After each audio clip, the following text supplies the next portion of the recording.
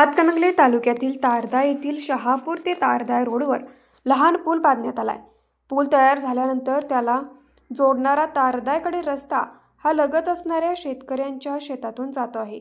त्यामुळे पुलाची रुंदी 10 मीटर असताना देखील प्रत्यक्षात 6 मीटर पूल वापरात येत आहे। वस्तुस्थितीची पाहणी करून जर पूल बांधला असता तर सध्याची परिस्थिती निर्माण झाली नसती। पूल बांधल्यापासून ते रहदारीसाठी पूर्ण पूल वापरता येत नाही।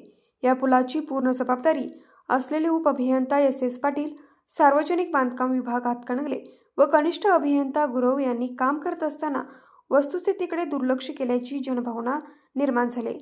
तर येत्या 7 दिवसात प्रत्यक्ष पाहणी करून या कामात हलगर्जीपणा केलेले अधिकारी यांच्यावर जबाबदारी निश्चित करून त्यांच्याकडून या कामासाठी खर्चिक पडलेली रक्कम वसूल करण्यात यावी। ज्या शेतकऱ्याची जमीन रस्त्यासाठी आवश्यक आहे त्या शेतकऱ्यास त्याचा मोबदला तात्काळ देऊन रस्ता पूर्ण करून घ्यावा। या निवेदनाची दखल घेऊन तात्काळ अंमलबजावणी व्हावी, अन्यथा मनसे स्टाईलने आंदोलन करावे लागेल असा इशारा मनसेच्या वतीने देण्यात आला। यावेळी महाराष्ट्र नवनिर्माण सेना हातकणंगले तालुका उपप्रमुख प्रमोद परीट, उपजिल्हा प्रमुख राजेंद्र निकम, जिल्हा सचिव प्रदीप पाटील, संदीप माने आदी पदाधिकारी उपस्थित होते।